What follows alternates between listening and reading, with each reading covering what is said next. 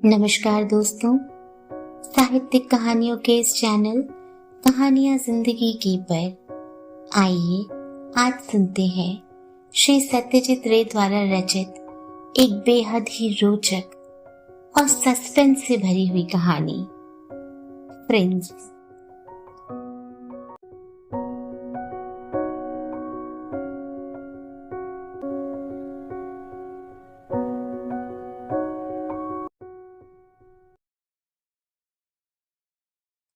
जयंत की ओर कुछ क्षणों तक ताकते रहने के बाद उससे सवाल किए बिना नहीं रह सका।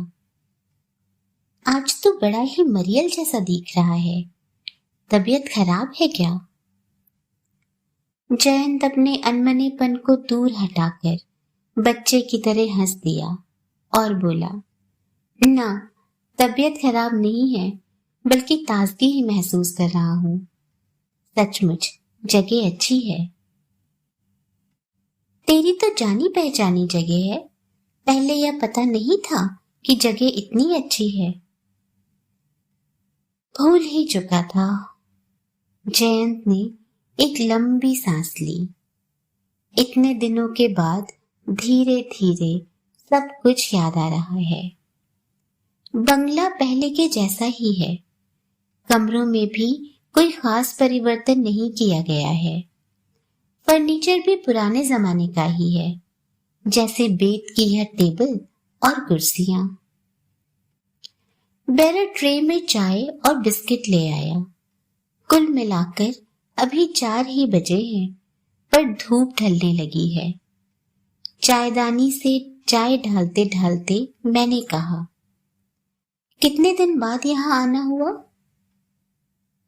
जयंत ने कहा, 31 साल के बाद। तब मैं 6 साल का था। हम लोग जहां बैठे हैं वह है बूंदी शहर के सर्किट हाउस का बगीचा। आज सवेरे हम यहां पहुंचे हैं। जयंत मेरा बचपन का मित्र है। हम एक ही स्कूल और एक ही कॉलेज के सहपाठी रह चुके हैं। आजकल वह एक अखबार के संपादकीय विभाग में नौकरी करता है और मैं एक स्कूल में शिक्षक का काम। नौकरी जीवन में हम लोगों में अलगाव आ जाने पर भी हमारी दोस्ती ज्यों की त्यों बनी है। हम लोगों ने बहुत पहले ही राजस्थान के भ्रमण करने की योजना बनाई थी। दोनों को एक साथ छुट्टी मिलने में असुविधा हो रही थी। आज इतने दिनों के बाद यह संभव हुआ है। साधारण आदमी राजस्थान आते हैं तो शुरू में जयपुर, चित्तौड़ और उदयपुर ही देखते हैं, मगर जयंत पहले से ही बूंदी जाने पर दबाव डाल रहा था। मैंने भी आपत्ति नहीं की, क्योंकि बचपन में मैंने रविंद्रनाथ की बूंदी का किला कविता पढ़ी थी और उस किले को इतने दिनों के बाद देखने का मौका मिला। ज्यादातर आदमी बूंदी नहीं आते, लेकिन इसके माने ये नहीं कि यहाँ देखने के लायक कोई चीज ही नहीं है। ऐतिहासिक घटना की दृष्टि से विचार किया जाए तो उदयपुर, जोधपुर और चित्तौड़ का बहुत महत्व है, मगर सौंदर्य के लिहाज से बूंदी किसी से कम नहीं है। जयंत ने जब बूंदी के बारे में इतना जोर डाला था तो मुझे अजीब जैसा लगा था। जब ट्रेन से आने लगा तो इसका कारण मालूम हुआ। बचपन में एक बार वह बूंदी आ चुका है, इसलिए उन पुरानी यादों के साथ नए सिरे से मिलान करने के लिए उसके मन में इच्छा जोर मार रही थी। जयंत के पिता अमीय दास गुप्त पुरातत्व विभाग में काम करते थे, इसलिए उन्हें बीच बीच में ऐतिहासिक स्थानों का भ्रमण करना पड़ता था। इसी सिलसिले में जयंत भी बूंदी हो आया था। सर्किट हाउस वास्तव में बहुत ही खूबसूरत है। अंग्रेजों के जमाने का है, 100 साल से कम पुराना ना होगा। 1 मंजिला भवन, टाइल की छावनी की बनी हुई ढालू छत, कमरे ऊंचे ऊंचे। ऊपर की तरफ स्काई लाइट है जिसे रस्सी खींचकर इच्छानुसार खोला या बंद किया जा सकता है। पूरब की ओर बरामदा है। उसके सामने के विशाल अहाते की क्यारियों में गुलाब के फूल खिले हुए हैं। बगीचे के पीछे के हिस्से में नाना प्रकार के बड़े बड़े पेड़ हैं, जिन पर अनगिनत चिड़िया बैठी रहती हैं। तोते भी हैं। मयूर का भी स्वर बीच बीच में सुनाई पड़ता है। तब इतनी बात जरूर है कि वह स्वर अहाते के बाहर से आता है। हम सुबह पहुंचने के साथ ही एक बार शहर की परिक्रमा कर चुके हैं। पहाड़ पर बूंदी का विख्यात किला है। आज दूर से देख रहे हैं, कल हम अंदर जाकर देखेंगे। शहर में बिजली के खंभे नहीं होते तो लगता हम जैसे प्राचीन राजपूत युग में चले आए हैं। सड़कें पत्थर की बनी हैं। मकानों के सामने 2 मंजिले से टंगे हुए नक्काशी किए बरामदे हैं। लकड़ी के दरवाजों पर भी निपुण हाथों से नक्काशी की गई है। देखकर यह नहीं लगता कि हम यांत्रिक सभ्यता के युग में वास करते हैं। यहाँ आने पर मैंने गौर किया कि जयंत आमतौर से जितनी बातें करता है, उसकी तुलना में यहाँ कम बातें करता है। हो सकता है बहुत पुरानी यादें उसके मन में लौट कर आ रही हैं। बचपन के किसी पहचाने स्थान में बहुत दिनों के बाद आने से मन उदास हो जाना कोई आश्चर्य की बात नहीं है। और जयंत आम लोगों से जरा अधिक ही भावुक है, यह बात सभी को मालूम है। चाय की प्याली हाथ से नीचे रखकर जयंत ने कहा, मालूम है शंकर, बात बड़ी ही अजीब है। शुरू में जब यहाँ आया था, इन कुर्सियों पर मैं पांव मोड़कर बाबू साहब की तरह बैठा करता था। लगता मैं जैसे किसी सिंहासन पर बैठा हुआ हूँ। अब देख रहा हूँ, कुर्सियां लंबाई चौड़ाई में बड़ी नहीं हैं और देखने में भी अत्यंत साधारण हैं। सामने जो ड्राइंग रूम है, इससे 2 गुना प्रतीत होता था। अगर मैं आज यहाँ नहीं आता तो बचपन की धारणाएं ज्यों की त्यों बनी रहती। मैंने कहा, स्वाभाविक यही है। बचपन में हम छोटे रहते हैं, उसके अनुपात में आसपास की चीजें बड़ी लगती हैं। उम्र के साथ साथ हम भी बढ़ते जाते हैं, मगर चीजें तो बढ़ती नहीं। चाय पानी खत्म कर बगीचे में चहलकदमी करते करते जयंत एकाएक ठिठक कर खड़ा हो गया और बोला, देवदारू। उसकी बात सुनकर मैंने अवाक होकर उसकी ओर देखा। वह फिर बोल उठा, देवदारू का एक पेड़ उधर होना चाहिए था। यह कहकर वह तेजी से पेड़ पौधों के बीच से होता हुआ अहाते के कोने की ओर बढ़ गया। अचानक जयंत को देवदारू के एक पेड़ की बात क्यों याद आ गई?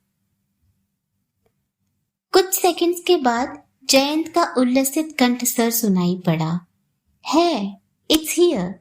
जहां था ठीक वहीं। मैंने आगे बढ़कर कहा, अगर पेड़ रहा होगा तो वह जिस जगह था वहीं होगा। पेड़ चहलकदमी नहीं करता है। जयंत ने ऊब के साथ सिर हिलाते हुए कहा, वही है इससे मेरा मतलब यह नहीं कि पेड़ ने अपनी जगह बदल ली है। मतलब यह कि मैंने पेड़ के जहां होने का अनुमान लगाया था वही है। लेकिन पेड़ की बात तुझे अचानक क्यों याद आ गई? जयंत कुछ देर तक भौवें सिकोड़कर एकटक पेड़ की ओर देखता रहा। उसके बाद आहिस्ता से सिर हिलाकर बोला, वह बात अब याद नहीं आ रही है। किसी कारणवश मैं उस पेड़ के पास गया था और वहां जाकर कुछ किया था। एक अंग्रेज ना, कुछ भी याद नहीं आ रहा है। मेमोरी का मामला सचमुच बहुत अजीब। यहाँ का बावर्ची अच्छी रसोई बनाता है। रात में डाइनिंग रूम में ओवल शेप टेबल पर बैठकर जयंत ने खाना खाते खाते कहा, उन दिनों जो बावर्ची था उसका नाम था दिलवार। उसके बाएं गाल पर एक दाग था, छुरी का दाग, और उसकी आंखें हमेशा अड़हुल के फूल की तरह लाल रहती थी, मगर रसोई बहुत उम्दा पकाता था। खाना खाने के बाद जयंत जब सोफे पर बैठा तो उसे धीरे धीरे और भी पुरानी बातें याद आने लगी। उसके पिताजी किस सोफे पर बैठकर चुरुट पीते थे, माँ कहाँ बैठकर स्वेटर बुनती थी, टेबल पर कौन कौन सी पत्रिकाएं पड़ी रहती थी, सारी बातें उसे याद आ गई। और इसी तरह उसे पुतली की भी बात याद आ गई। पुतली का मतलब लड़कियों की डॉल पुतली नहीं। जयंत के मामा ने स्विट्जरलैंड से 10-12 इंच लंबी स्विस पोशाक पहने एक बूढ़े की मूर्ति लाकर उसे दी थी। देखने में वह एक छोटे से जीवित आदमी की तरह लगती थी। अंदर कल कब्जा नहीं था, मगर हाथ पांव, उंगलियां और कमर इस तरह बनी थी कि इच्छानुसार उसे घुमाया फिराया जा सकता था। चेहरे पर हमेशा एक हंसी तैरती रहती थी। सिर पर छोटी सी एक स्विस पहाड़ी टोपी थी जिस पर पंख खुसे थे। इसके अलावा पोशाक में भी कहीं कोई त्रुटि नहीं थी। बेल्ट, बटन, पॉकेट, कॉलर, मोजा, यहाँ तक कि जूते के बकल्स भी त्रुटिहीन थे। पहली बार जब जयंत बूंदी आया था तो उसके कुछ पूर्व ही उसके मामा विलायत से लौट आए थे और उन्होंने जयंत को वह पुतली दी थी। स्विट्जरलैंड के किसी गांव में एक बूढ़े से उन्होंने पुतली खरीदी थी। बूढ़े ने मजाक में कहा था कि उसका नाम प्रिंस है और इसी नाम से इसे पुकारना। दूसरे नाम से पुकारोगे तो जवाब नहीं मिलेगा। जयंत ने कहा, बचपन में मुझे कितने ही खिलौने मिले थे। माँ बाप की एकमात्र संतान रहने के कारण उन्होंने इसकी कोई कमी नहीं रहने दी थी। मगर मामा ने जब मुझे फ्रिंज दिया तो मैं अपने तमाम खिलौनों को भूल बैठा। रात दिन उसी को लेकर पड़ा रहता। यहाँ तक कि एक ऐसा वक्त आया जब मैं फ्रिंज से घंटों बातचीत करने लगा। बात बेशक एक तरफा रहती थी, मगर फ्रिंज के चेहरे पर एक ऐसी हंसी और आंखों की दृष्टि में एक ऐसा भाव रहता था कि मुझे लगता वह मेरी बात समझ लेता है। कभी कभी मुझे ऐसा भी महसूस होता कि मैं बंगला के बजाय अगर जर्मन भाषा में बातचीत कर सकता तो बातचीत का सिलसिला एक तरफा ना होकर दो तरफा होता। अभी सोचता हूं तो लगता है कि वह बचपना और पागलपन था, मगर उन दिनों यह बात मेरे लिए एकदम यथार्थ जैसी थी। माँ और बाबूजी मना करते थे, मगर मैं किसी की भी बात पर कान नहीं देता था। तब मैंने स्कूल जाना शुरू नहीं किया था, इसलिए फ्रेंड्स को समय ना दे पाने का कोई सवाल पैदा ही नहीं होता था। इतना कहकर जयंत चुप हो गया। घड़ी की ओर देखने पर पता चला कि रात के 9:30 बज चुके हैं। हम सर्किट हाउस की बैठक में लैंप जलाकर बैठे थे। मैंने पूछा, पुतली कहाँ चली गई? जयंत अब भी जैसे कुछ सोच रहा था। जवाब इतनी देर के बाद आया कि मुझे लगा उसने सुना ही नहीं। पुतली को बूंदी ले आया था, यहीं टूट गई। टूट गई? कैसे? मैंने पूछा। जयंत ने एक लंबी सांस ली और कहा, एक दिन हम बाहर बरामदे में बैठकर चाय पी रहे थे। पुतली को बगल में घास पर रख दिया था। पास ही बहुत से कुत्ते जमा हो गए थे। तब मैं जिस उम्र का था मुझे चाय नहीं पीनी चाहिए थी, मगर मैंने जिद करके चाय ले ली और पीने लगा। चाय की प्याली अचानक तिरछी हो गई और थोड़ी सी गर्म चाय मेरे पैंट पर गिर पड़ी। बंगले के अंदर जाकर मैंने पैंट बदला और उसके बाद जब बाहर आया तो पुतली को वहां नहीं पाया। खोज पड़ताल करने पर देखा सड़क के 2 कुत्ते मेरे फ्रेंड्स को लेकर टग ऑफ वॉर खेल रहे हैं। चूंकि वो बहुत मजबूत चीज थी इसलिए फटकर 2 टुकड़ों में नहीं बटी, लेकिन उसका चेहरा क्षत विक्षत हो गया और कपड़ा फट गया। यानी मेरे लिए फ्रेंड्स का कोई अस्तित्व रह ही ना गया। He was dead. उसके बाद जयंत की कहानी मुझे बहुत मजेदार लग रही थी। उसके बाद क्या, नियमानुसार फ्रेंड्स की अंत्येष्टि संपन्न कर दी। इसका मतलब उस देवदारू के नीचे उसे दफना दिया। इच्छा थी ताबूत का इंतजाम करूं, क्योंकि विलायती आदमी था ना। कोई बक्सा होता तो भी काम चल जाता, मगर बहुत खोजने ढूंढने पर भी कुछ ना मिला, इसलिए आखिरकार उसी तरह दफना दिया। इतनी देर के बाद देवदारू के पेड़ का रहस्य मेरे सामने स्पष्ट हुआ। 10 बजने पर हम सोने चले गए। एक खासे बड़े बेडरूम में अलग अलग 2 पलंगों पर हमारे बिस्तर बिछे थे। कलकत्ते में पैदल चलने का अभ्यास नहीं था। एक तो यूं ही थकावट महसूस हो रही थी और उस पर डनलप पिलो। माथे के नीचे तकिया रखते ही 10 मिनट के अंदर नींद ने मुझे अपनी बाहों में भर लिया। तब रात कितनी हो चुकी थी पता नहीं। किसी चीज की आवाज से नींद टूट गई। बगल की तरफ मुड़ने पर जयंत को बिस्तर पर बैठा हुआ पाया। उसकी बगल में टेबल लैंप चल रहा था। उसकी रोशनी में जयंत के चेहरे पर घबराहट दिख रही थी। मैंने पूछा, क्या हुआ, तबीयत खराब है क्या? इस बात का जवाब न देकर जयंत एक दूसरा ही सवाल पूछ बैठा। सर्किट हाउस में बिल्ली या चूहा जाती है कोई चीज है? मैंने कहा, रहे तो इसमें आश्चर्य की कोई बात नहीं, मगर तुम ऐसा क्यों पूछ रहे हो? छाती पर चढ़कर कोई चीज गई और इसलिए मेरी नींद टूट गई। मैंने कहा, चूहा आमतौर से नाली से आता है। इसके अलावा मुझे यह मालूम नहीं कि चूहा खाट पर चढ़ता है या नहीं।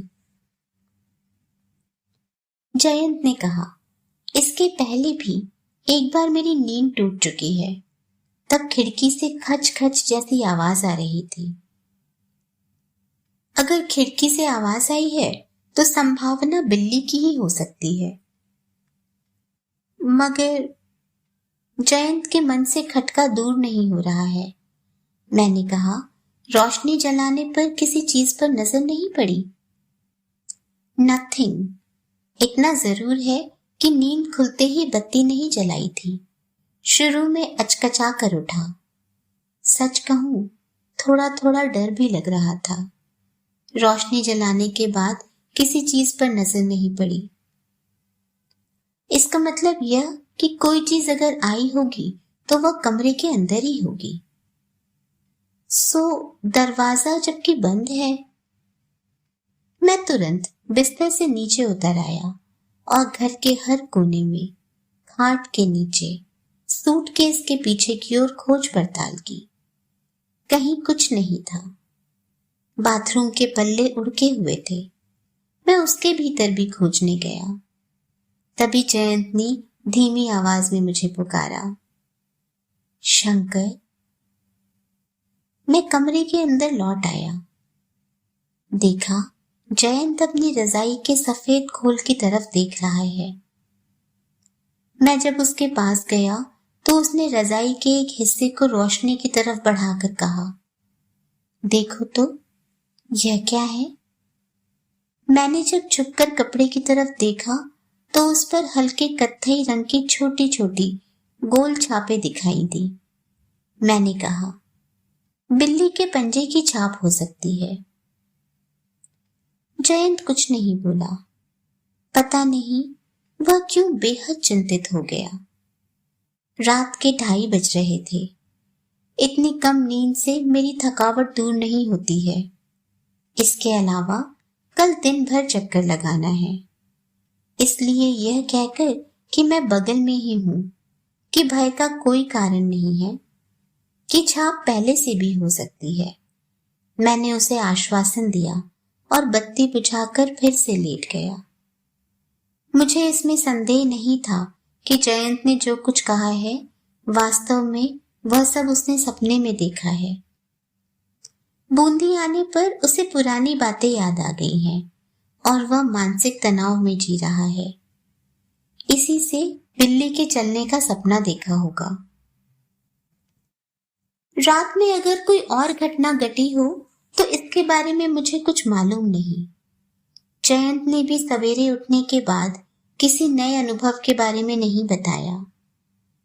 तब हाँ, देखने पर लगा वह रात ठीक से सोया नहीं है।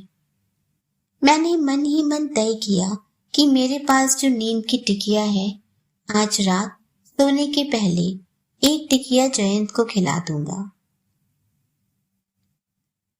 अपनी योजना के अनुसार हम नाश्ता पानी करके 9 बजे बूंदी का किला देखने चले गए। गाड़ी का इंतजाम पहले ही कर लिया था। किले के पास पहुंचते पहुंचते 9:30 बज गए। यहाँ आने पर भी जयंत को बचपन की सारी बातें याद आने लगी। उनका सौभाग्यवश पुतली से कोई रिश्ता नहीं था। सच कहूं, जयंत का बचपना आनंद देखकर लग रहा था वह पुतली की बात भूल चुका है। वह एक एक चीज को देखता है और चिल्ला उठता है, गेट के ऊपर वही हाथी है, यह वही चांदी का पलंग और वही सिंहासन है, यह वही दीवार पर उकेरा हुआ चित्र है। मगर 1 घंटा बीतते न बीतते उसका उत्साह ढीला पड़ने लगा। मैं इतना तन्मय था कि शुरू में इसे समझ नहीं सका। एक लंबी कोठरी में चहलकदमी कर रहा था और सीलिंग के झाड़ फानुसों को गौर से देख रहा था कि तभी याद आया, जयंत मेरे पास नहीं है। वह कहाँ गया? हमारे साथ एक गाइड था। उसने कहा, बाबू बाहर छत की तरफ गए हैं। दरबार घर देखकर जब मैं बाहर आया तो जयंत को थोड़ी दूर पर छत की दूसरी दीवार के पास अनमना सा खड़ा पाया। वह चिंता में इतना डूबा था कि मैं जब उसकी बगल में जाकर खड़ा हुआ तो उसकी स्थिति में कोई परिवर्तन नहीं आया। अंत में जब मैंने नाम लेकर उसे पुकारा तो वह चौंक पड़ा। मैंने कहा, तुझे क्या हुआ है? ठीक ठीक बता। इतनी खूबसूरत जगह आकर भी तू मुंह सीकर चुपचाप पड़ा रहेगा तो मुझसे यह बर्दाश्त नहीं होगा। जयंत ने इतना ही कहा, तेरा देखना खत्म हो चुका? फिर अब मैं अकेला होता तो जरूर ही कुछ देर तक रुकता, लेकिन जयंत की भाव भंगिमा देखकर सर्किट हाउस लौटना ही तय किया। पहाड़ पर जो रास्ता बना हुआ है वह शहर की तरफ चला गया है। हम दोनों चुपचाप गाड़ी के पिछले हिस्से में बैठे। जयंत को मैंने सिगरेट ऑफर की, परंतु उसने नहीं ली। उसके अंदर एक दबी हुई उत्तेजना थी जो उसके हाथों की हरकत से जाहिर हो रही थी। कभी वह खिड़की पर हाथ रखता है, कभी गोद में, फिर उंगलियों को मटकाता है या नाखून दांत से काटता है। यूं जयंत एक शांत आदमी है। उसे छटपटाते हुए देखकर मैं अशांति का अनुभव कर रहा था। 10 मिनटों तक जब यही सिलसिला चलता रहा तो मैं चुप नहीं रह सका। मैंने कहा, अपनी दुश्चिंता का कारण मुझे बता दे तो हो सकता है तेरा कुछ उपकार हो जाए। जयंत ने सिर हिलाकर कहा, कहने से कोई फायदा नहीं है, क्योंकि कहूंगा तो तू यकीन नहीं करेगा। यकीन ना भी हो, पर उस विषय पर तुझसे विचार विमर्श तो अवश्य कर सकता हूं। कल रात फ्रिंस हमारे कमरे में आया था। रजाई पर फ्रिंस के पैरों की ही छाप थी। इस बात पर जयंत के कंधों को झकझोरने के अतिरिक्त मुझे कुछ दूसरा काम नहीं करना चाहिए था। जिसके दिमाग में इस तरह की अजीब धारणा जड़ जमाकर बैठ गई है, उसे क्या कुछ कहकर समझाया जा सकता है। फिर भी मैंने कहा, तूने अपनी आंखों से तो कुछ देखा नहीं था?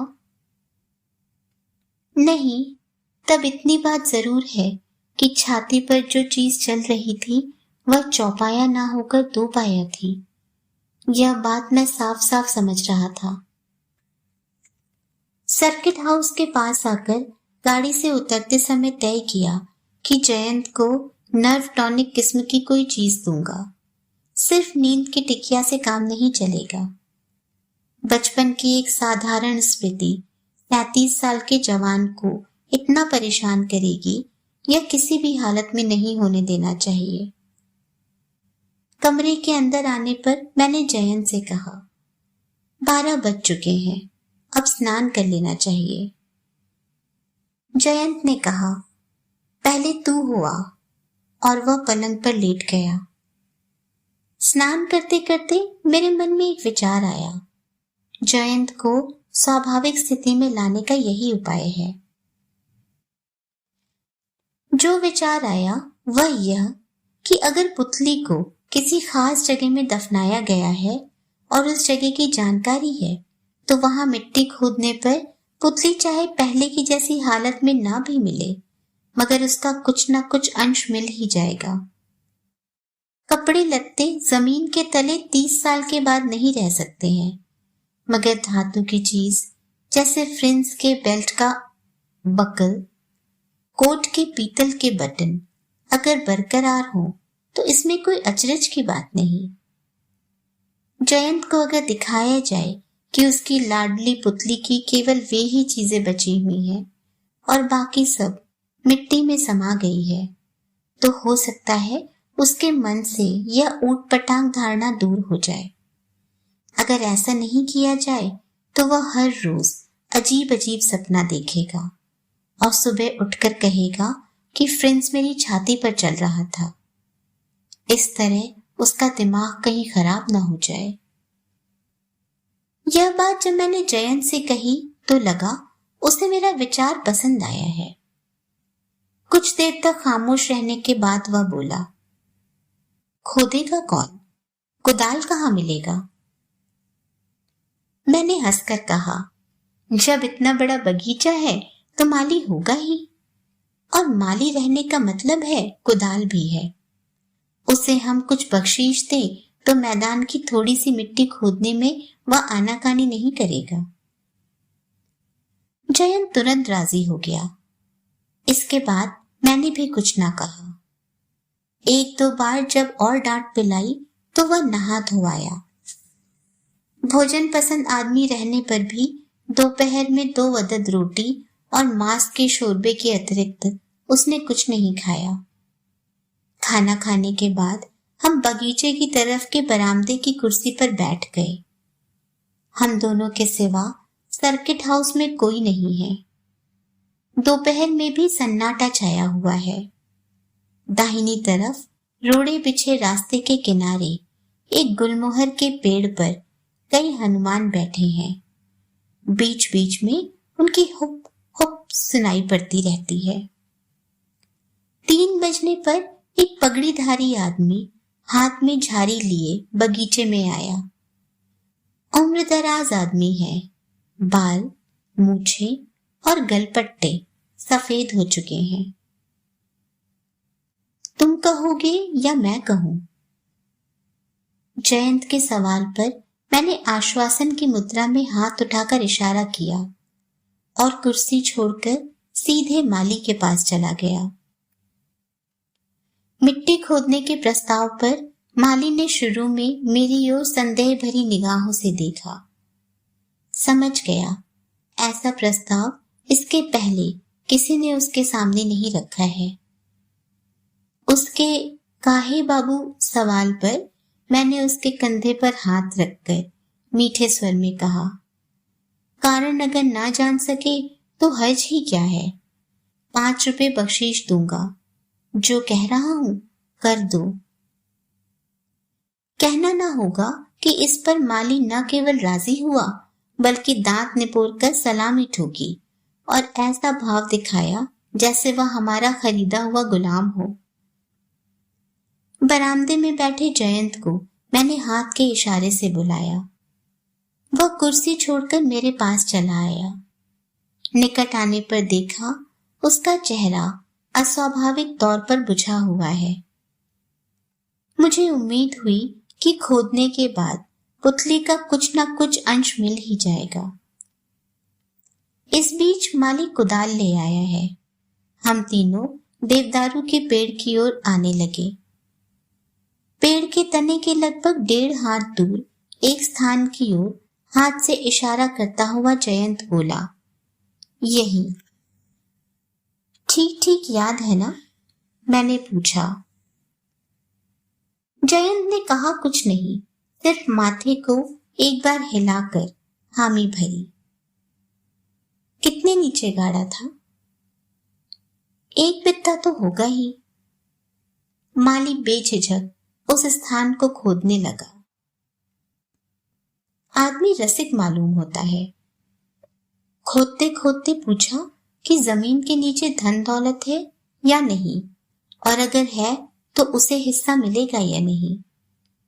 यह बात सुनकर यद्यपि मैं हंस पड़ा, लेकिन जयंत के चेहरे पर हंसी का कोई आभास नहीं दिख पड़ा। अक्टूबर में बूंदी में गर्मी नहीं पड़ती है, मगर जयंत के कॉलर के नीचे का हिस्सा भीग गया है। वह एकटक जमीन की ओर देख रहा है। माली कुदाल चलाए जा रहा है। पुतली का कोई चिन्ह अभी तक क्यों नहीं दिखाई पड़ रहा है। एक मयूर की तेज आवाज सुनकर मैंने अपना सिर घुमाया।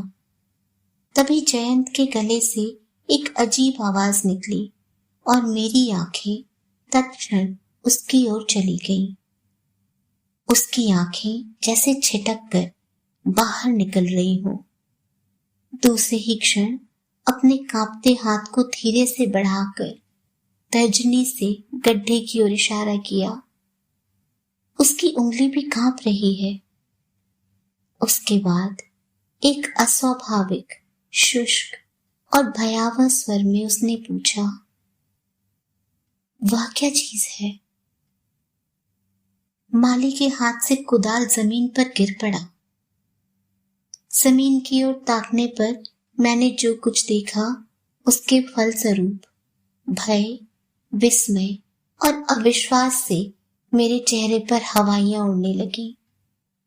देखा गड्ढे के अंदर धूल से भरा हुआ 10-12 इंच का एक सादा समूचा नर कंकाल हाथ पैर फैलाए चित पड़ा है।